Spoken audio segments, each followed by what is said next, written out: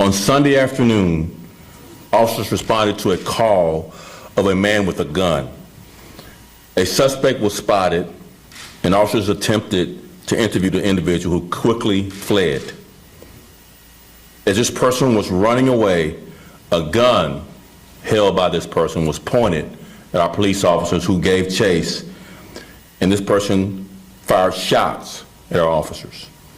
Officers returned fire and struck the individual, who was taken to the University of Chicago Hospital and is expected to survive. The shooter is a 20-year-old man with 4 previous arrests for charges including burglary, child endangerment, and domestic battery. I am relieved to say that none of our officers were hurt in this shooting. A gun was recovered from the scene. After this shooting, a crowd gathered on the south side following the police action. Tempers flared, fueled by misinformation as the afternoon turned into evening. CPD became aware of several social media posts encouraging looting downtown. Officers were dispatched to our downtown area once we got word of the social media posts. 400 officers were dispatched to our downtown. As the officers arrived to our downtown, the first incident happened at a store near the 87th and the Dan Ryan Expressway. Soon, car caravans were headed into the loop. This was not an organized protest. Rather, this was an incident of pure criminality. This was an act of violence against our police officers and against our city. As of now, Chicago police have made more than 100 arrests for looting, disorderly conduct, battery against police, among other charges. A total of 13 officers have been injured throughout the night, including a sergeant who was struck with a bottle. Another officer had his nose broken as he fought with a group of looters. In the last 7 days, a total of 9 officers have been shot at in Chicago. What we are seeing is violence against police. A security guard and a civilian were struck by gunfire during the melee last night in our downtown. They were both taken to Northwestern Hospital in critical condition. 5 guns were recovered during these incidents. In fact, CPD has recovered a total of 149 guns this weekend. Another 164 guns were handed in as part of a gun turn-in event on the west side. Gun arrests in this city are up 15% this year compared to 2019. In one incident last night, officers were arresting a looting suspect at Michigan Avenue and Lake Street. This person was carrying a cash register he had looted out of a store. As officers were making the arrest, another vehicle passed by the officers and fired shots at the officers as their vehicle turned the corner, resulting in an exchange of gunfire between our officers and these suspects. A bullet was found lodged in the cage of the police vehicle. So far this year, Chicago police have recovered 6,189 guns. Each of these guns recoveries, as you can imagine, has the potential to turn into a deadly force encounter with police. As for the weekend figures, officers made an outstanding arrest for murder, 8 outstanding arrests for criminal sexual assault, and 2 outstanding warrant arrests for robbery, and 5 arrests for aggravated battery. Friday through Sunday, 6 p.m. to 11:59, there were 31 shootings throughout the city, 3 of which were murders. These shooting incidents and the looting we saw overnight are completely unacceptable. Criminals took to the streets with confidence that there would be no consequences for their actions. Let me say that again. Criminals took to the street with the confidence that there would be no consequences for their actions. And I, for one, refuse to allow these cowardly acts to hold our city hostage. CPD will not stand by as our beautiful downtown becomes someplace that people fear.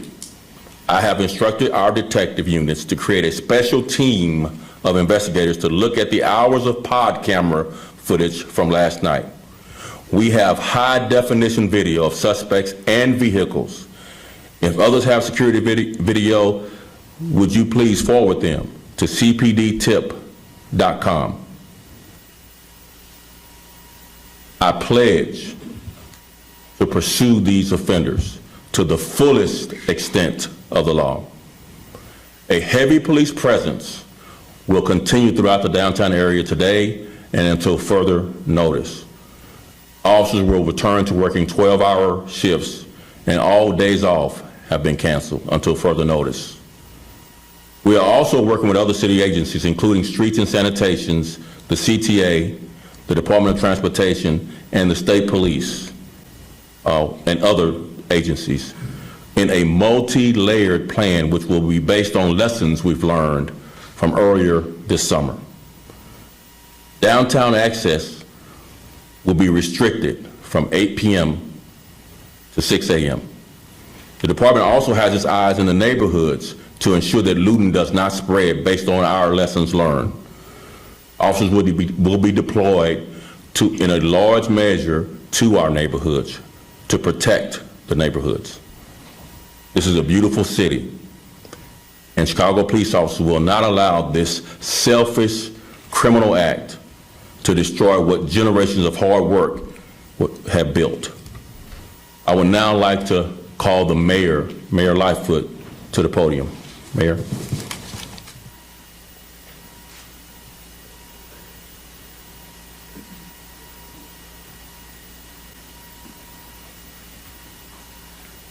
Good morning, everyone, and thank you, Superintendent. I want to acknowledge Alderman Chris Taliaferro, our chairman of the Public Safety Committee and City Council, as well as Rich Gaitis, and members of the command staff, including First Deputy Eric Carter. We are waking up in shock this morning. In the early morning hours of today, dozens of individuals came to our Loop, Mag Mile, River North, and Gold Coast neighborhoods, as well as our commercial district around North and Clybourne. These individuals' engagement can only be described as brazen and extensive criminal looting and destruction. And to be clear, this had nothing to do with legitimate, protected First Amendment expression. As the superintendent said, we are currently investigating reports that this activity was connected to a shooting and resulting activity that took place in Inglewood yesterday. But regardless,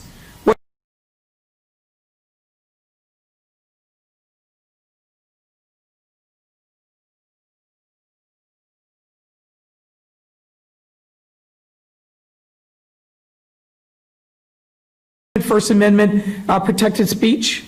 These were not poor people engaged in petty theft to feed themselves and their families. This was straight up felony criminal conduct. We have activated a neighborhood protection plan, as the superintendent alluded to, which involves city agencies like Streets and Sand, CDOT, Aviation, working coordination with the Chicago Police Department. These resources are being deployed throughout our city to protect our neighborhoods. And likewise, these measures will be in place for the foreseeing days until we know that our neighborhoods are safe. What happened in our city last night and this morning, of course, is deeply painful for every Chicagoan. As the superintendent said, this was an assault on our city. It undermines public safety and breeds a sense of insecurity among our residents. It also undermines our recovery efforts. These same stores that were hit last night were hit previously, not just by the looting, but by closures related to COVID-19. Stores that were targeted were more than just large chain stores. They were all small businesses and restaurants, representing our city's jobs and livelihoods, all of which were in the process of recovering or on the verge of recovering and getting back to work. And now this. I want to give my sincere thanks to the men and women of our police department for their professionalism throughout these very difficult times, not just last night.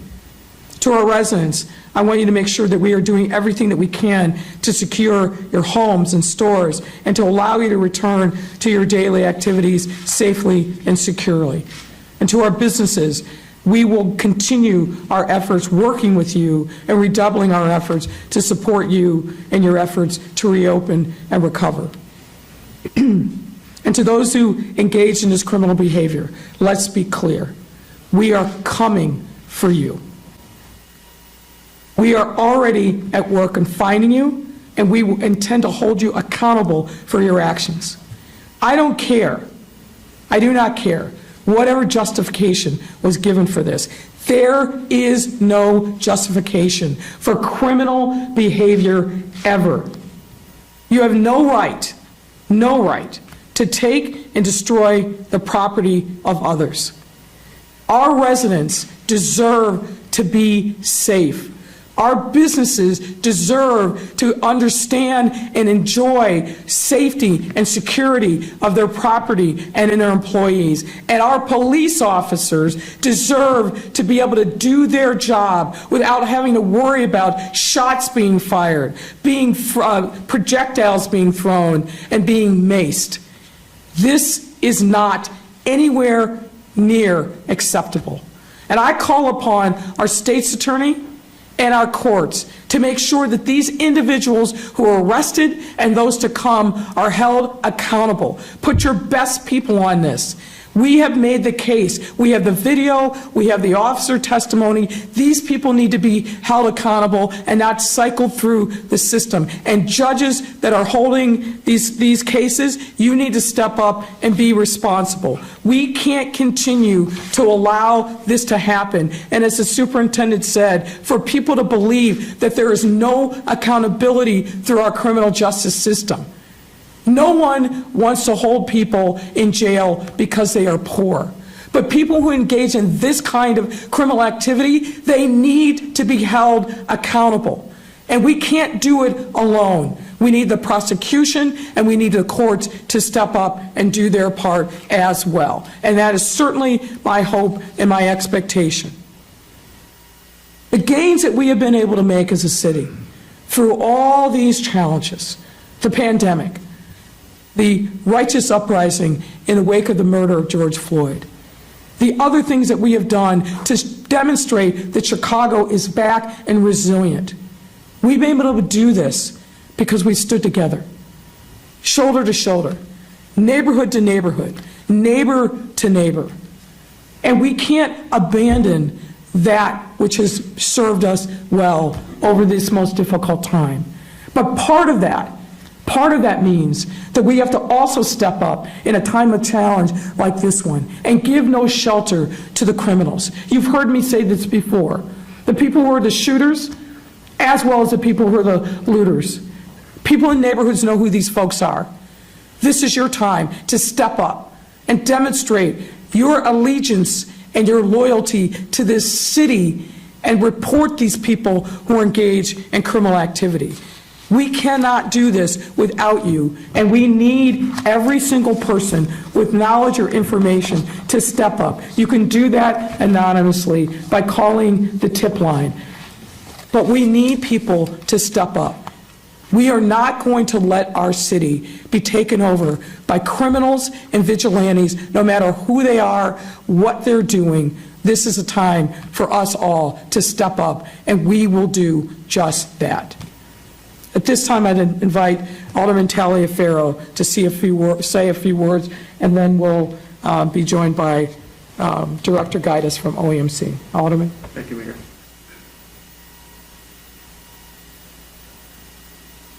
Thank you, Madam Mayor, Superintendent. But also let me thank the men and women of the Chicago Police Department for doing such a great job last night. As the mayor mentioned, a lot of our looters were very violent.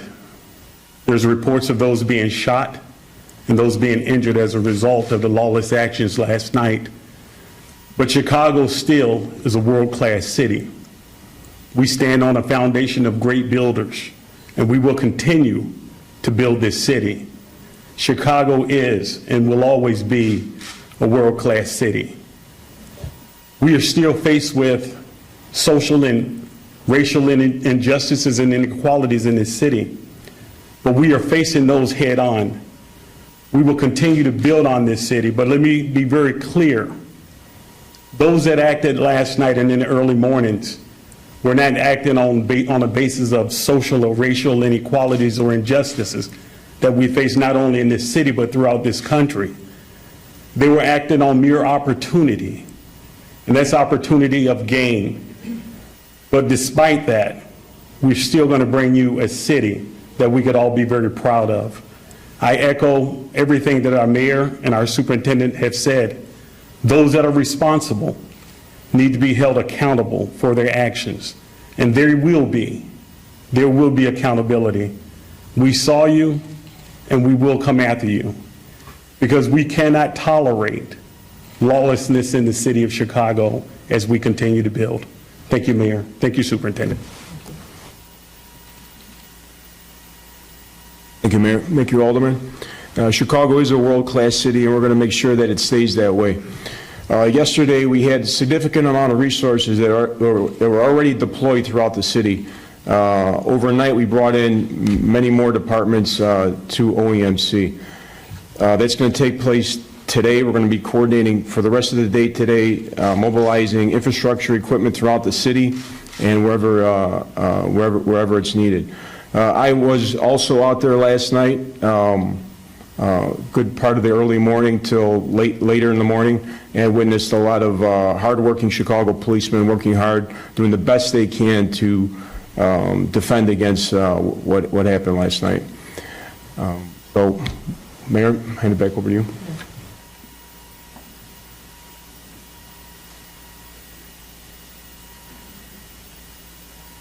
Craig, we'll take some on-topic questions. I think you know that we're doing a stand-up here shortly, so we'll have opportunity for additional questions at that point. Go ahead. I didn't know that, but thank you, Mayor. Let's just talk about the intelligence. A lot of people were wondering, what kind of intelligence did you have about what was going on there? It seems, Superintendent, even though you said you had 400 officers downtown, you were outgunned. So one of the things that I emphasized in my comments is where we start this with the shooting in the 7th District in Inglewood, the Inglewood neighborhood. And from that police-involved shooting of the 20-year-old who shot at the officers first, a crowd began to grow and become very intense interaction between the police on the scene as we processed the crime scene and the officers there to make sure the crowd stayed out of the crime scene. So that grew and grew into the late night hours on yesterday. And then almost immediately as that crowd dissipates and, wanes in its size, we are monitoring social media in our CPIC division, and we come across a post on social media that a caravan of cars being prompted to go to our downtown to loot. Within 15 minutes, we respond, and almost immediately the caravan is in our downtown area. So this is a 15, 30-minute window of intelligence information about potential looting with caravans of cars going downtown, and our response to sending 400 plus officers. And I just want to emphasize, we made 100 arrests of looters for disorderly conduct, battery to officers, and theft, along with several officers being injured, several officers being shot at. So when you talk about being overwhelmed, I'm not sure I can digest when officers are doing their job of making an arrest and being under the threat of being shot at. I would do nothing but applaud the efforts of the Chicago police officers in response to a social media post and almost immediately caravans of cars going to our downtown area. People are going to wonder, well, why weren't more officers brought downtown? It seemed like there was going and doing whatever they want, regardless of how many police officers. So again, I made this point in my comments. These looters act as if there are no consequences to their behavior. And they based it on what happened previously, that we made a lot of arrests during May and June. And not many of those cases were prosecuted to the fullest extent. And I think that's my point and the mayor's point. We have to have consequences for the arrests that Chicago police officers make through great threat to their own safety. They're being shot at to make these arrests. And these looters, these thieves, these criminals are emboldened by no consequences in the criminal system. They get released. Many charges get dropped. And so they feel emboldened to do it more. That is not a consequence of the officers not making the arrest. The officers are making the arrest. The consequences are once prosecution and sentencing comes up, there's no consequence. So we would argue that let's have the criminal justice system here deliver a strong message to these criminals that there will be consequences for your behavior. It almost sounds as though you're saying this is, the reason we have it is because the courts and the prosecutors were not doing their job, that they were going too easy on the looters from the last time around. Am I Don't take it from me, just go by what's been done. I'm just asking I don't you, want is to that do a what you're job for you, saying? but just go by what's been done. There were no consequences for the people arrested. Greg, let's be clear. I mean, and don't bait us, okay? No, I This just- is- I was asked to ask this Do not que- bait us. Do not bait us. This is a serious situation. People are concerned about their safety. Officers are concerned about their safety. So don't bait us. What we're saying is, as a result of what happened last night, there have to be consequences. We've got teams of people that are aggressively out there identifying the people responsible, looking at the plates, and we're going to bring them to justice. But when we do, and we do make those arrests, our expectation is that this is going to be treated with the level of seriousness that it should be, period. Don't try to bait us, mischaracterize, pit one against the other. We're not playing that. We are in a serious situation here, and we need a serious response. That's what we're saying, period. Not trying to bait you, Mayor. I'm just asking a question that seems Ask to and address. answer. You have another question? Yes, I do. You talked a little bit about it, but several questions have come in. You know, how do you convince people and businesses downtown that it's safe to be here? So we explained that we're committing, our off days of our officers are canceled.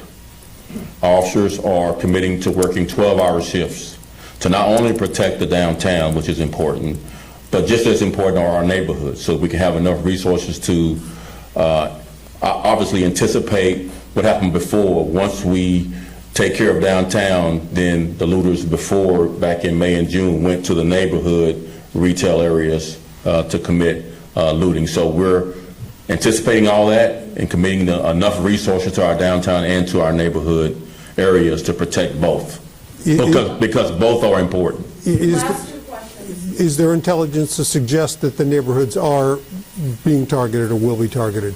The precursor to what happened before happened last night. That's the intelligence. Last question. Let me look through here. I got about 60 of them here. As I said, I have another stand-up and we can take questions if they. We can do that if you want, Mayor. Thanks, appreciate it. Thank you very much. Thank you, Mayor.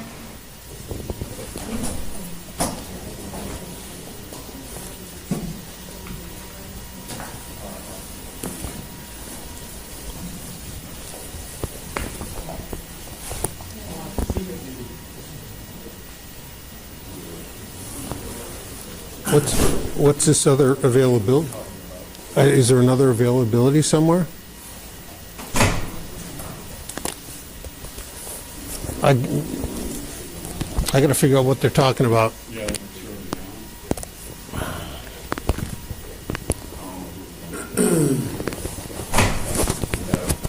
Manny, do you know where this other availability is they're talking about? It's the press that are happening on 118th. Oh, with the governor? With the governor. So it's probably you can ask those questions during that. After you do on top, you can ask off top. All right. You'll have enough time. Yeah. And Sorry, Pat, can you tell me? it's supposed to happen at 9 o'clock. Okay. And it's, 118, I believe, 118 in Marshfield.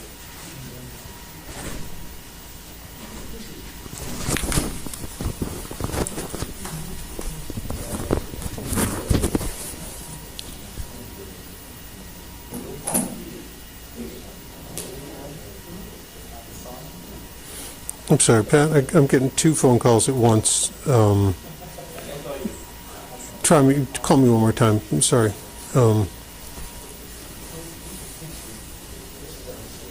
Nope, dropped out. Yeah, I got voicemail. Sorry. Try it one more time. Sorry. Other people are calling me too, so.